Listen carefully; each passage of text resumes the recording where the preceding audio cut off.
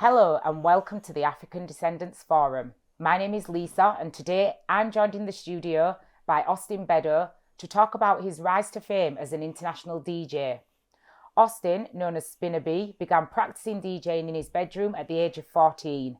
He then joined the army at the age of 18 and was there for 2.5 years, where he then went back to his love for music. Hello, Austen, and thank you for joining us today. Yeah, right, love. How are you doing? Yes, are you? I'm good, thank you. That's great. So, Austen, I'm just going to ask you first of all, what has life been like for you growing up in Huddersfield? What's life been like? Well, I grew up in Lockwood, with my mum and dad and my brother. And then we later moved on to Paddock. But with music has always kind of been a part of the family. My dad was a DJ. Okay. He was involved in pirate radios and stuff back in the day. Mm-hmm. Yeah, he used to be Drive FM. So as long as I can remember, me and my brother, we used to be in like cellars and people's huts, outhouses and that with the studio. Do you know what I mean? And just trying to figure out what's going on. You know what I mean? Yeah. Like, and with all this radio equipment and stuff. And Mm-hmm. so we've seen like the transition over the years from pirate radio station to what it is now. Okay. Yeah. So, what or who inspired you then to become a DJ? I'd say both my brother and my dad. Like I say, my brother he's been always into music from. I remember I went to Trinidad when I was I must have been about 8 years old, 9 years old. My brother must have been about maybe younger. In fact, I might have been about 5 or 6, and brother was like 8, 9. We went to Trinidad and there was a DJ called Chinese Laundry. And my brother was obsessed with this guy. He was a really good DJ. He was obsessed with him. And like, my brother was so creative though. Like he took bits out of like, he got his mixtapes and he took bits out of his mixtapes and stuff. And I think that's where, obviously, you know, brother's DJ Laundry. I think that's where that came from. So, well, I was just going to say, is that where he got his name yeah, I from? think that's where he got his inspiration from. So, so like for us, like my brother's been very inspirational for me for becoming a DJ. Like even starting DJing, it was in my brother's bedroom. Like I used to practice on his decks. He'd be going out DJing in clubs and stuff, and I'd sneak into his room at night time when he was out and start practicing on his vinyl. So that's how I got into it really, and it was just always something that I've always been interested in. It's always stuck by me. It's always stuck by me in life. So yeah, that's good. So where do you think life might have taken you if it wasn't for DJing? I think I might have been like a pilot or prime minister of England. I'm joking. I'm joking. Nah, do you know what? I've done a lot in life. You know, like I've been to university. I've got like an NVQ in plumbing and heating. Like I've got like a degree in health and exercise and stuff. Like I've done a lot of like different stuff. Like obviously been in the army. I've done a whole heap of different jobs. You know, just like you know. Just out here in general, on like on Civvy Street and that, if you're on the next Civvy Street. But like I've worked in security, I've worked on like construction sites, I've worked in textile mills, I've worked in different backgrounds. I've done so much different types of jobs. So like, if I wasn't DJing, I don't know. Like there's so many other things that I'd do. Like, do you know what I mean? So could have done. Do you know what I mean? So. So yeah, I don't. So you had a lot of options, basically. Yeah, I had a lot of options. Yeah, definitely. So how did you end up becoming such a big headliner in Ibiza? Gosh. How did it all start? Right, it's 2012. I went on holiday over there. The night before, it was like a last minute thing, and then the night before I was gonna go, I was like up at like must have been about 10:30 at night, and I thought, you know what? Whilst I'm over there, like why not just do a little mix CD and just give it out to a couple of bars and clubs and just might as well, innit? It's worth it whilst you're there. You might as well, you know what I mean? Get the most of it, just to see what comes of it. So that's what I did. I did a mix CD, burnt off like 10 copies, and when I got there, I just went around to like different bars and clubs, and everybody was telling me, oh, what kind of music do you play? And I was like, oh, I play everything, but obviously like R&B, bashment, UK garage, funky house. And everyone was like, right, go to Soul City. You need to go to Soul City. That's the best place for that kind of music. Okay. So we went down there, and yeah, so like we went down there, and basically I was looking for a DJ at the time. It was just timed perfectly, to be fair.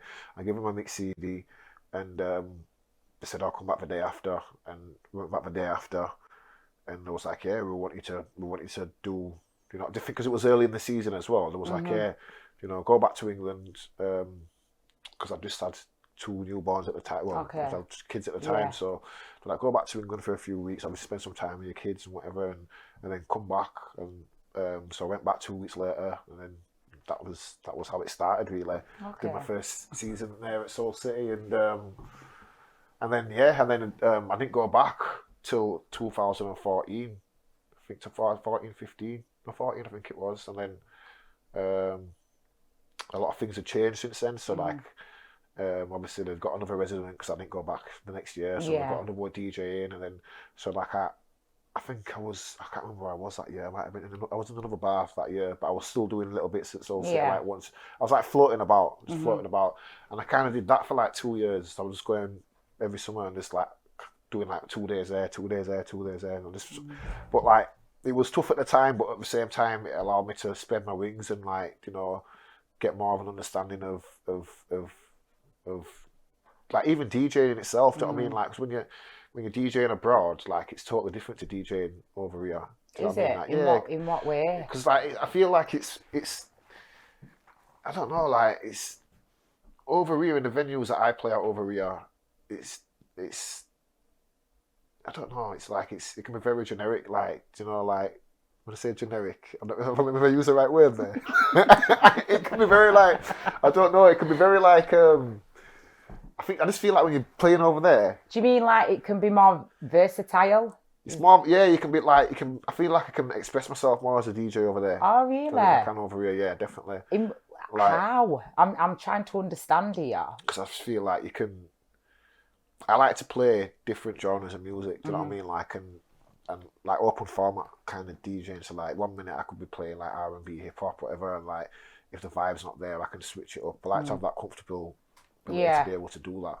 And I just feel like it's just because people are you got people from like around the world, like there, like in one spot, whereas over here you've only got people generally. Let's say if I'm playing in Huddersfield, you've only really got people from kind of like around here that are going to be listening to you. You know what I mean? Like, but I think people have got more of an understanding of music and more of appreciation of music over there than they do over here. So it's like I feel like I can express myself more DJing over there than I can do over here. Do you know what I mean? Like, oh, that's really surprising.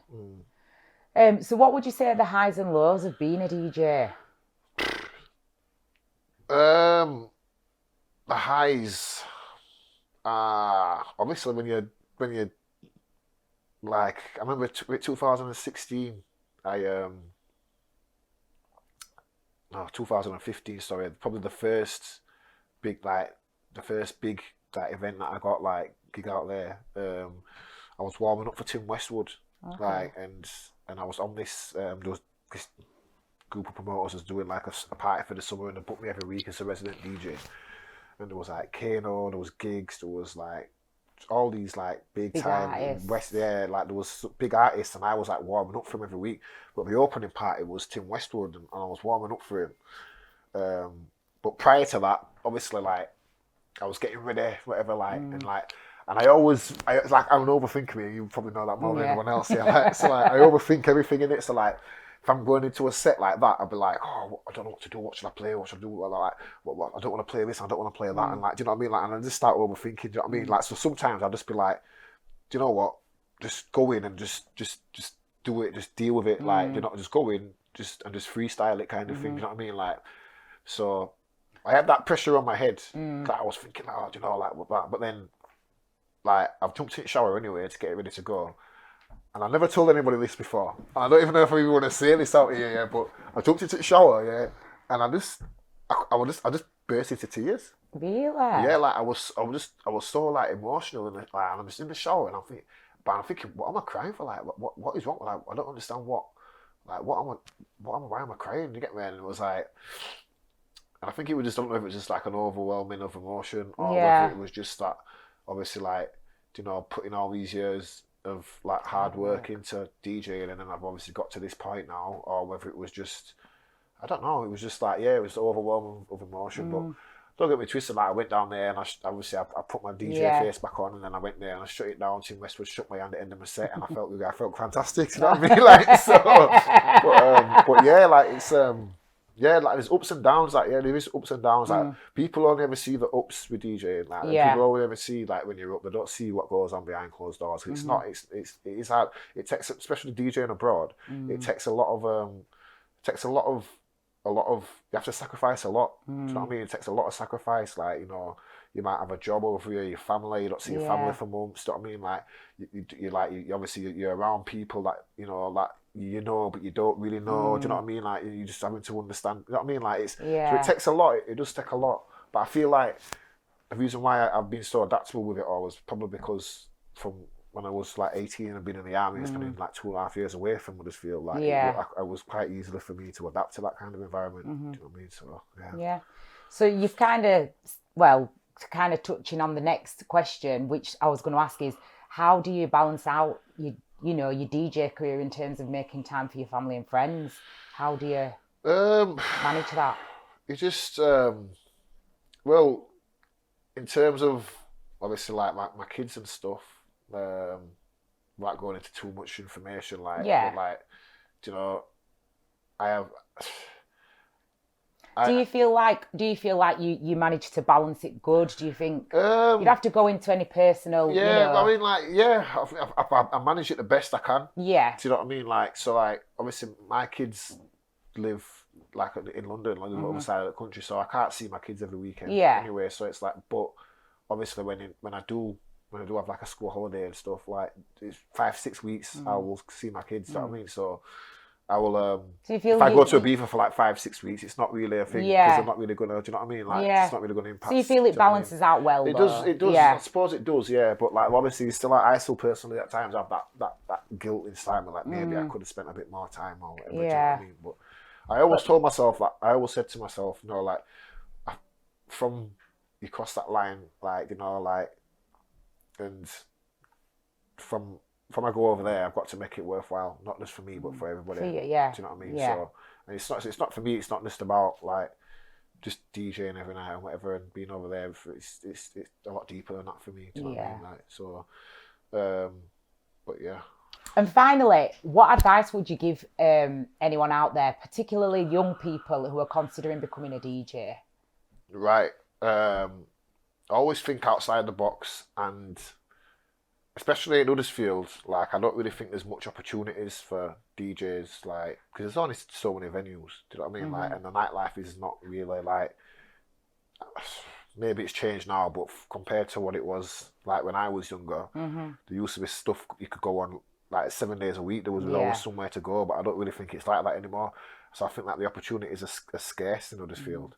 So don't be afraid to go out of town. Don't be afraid to take that chance and go abroad, and you know, and even if you go abroad for like a month, and because I feel like you'll get like appreciated and valued a lot more by complete strangers than you would from somebody that knows you. Yeah. Do you know what I mean? So. Okay. So thank you, Austen, for joining us today. Yeah, it's been a pleasure having you with us. Thank you very much. Yep. And to our audience at home, if you want to know more about the African Descendants Forum and how to get involved, please visit www.kirkleeslocaltv.com/the-ADF, or you can email us at africandescendantsforum@gmail.com. Thanks for joining us today on the African Descendants Forum. See you soon.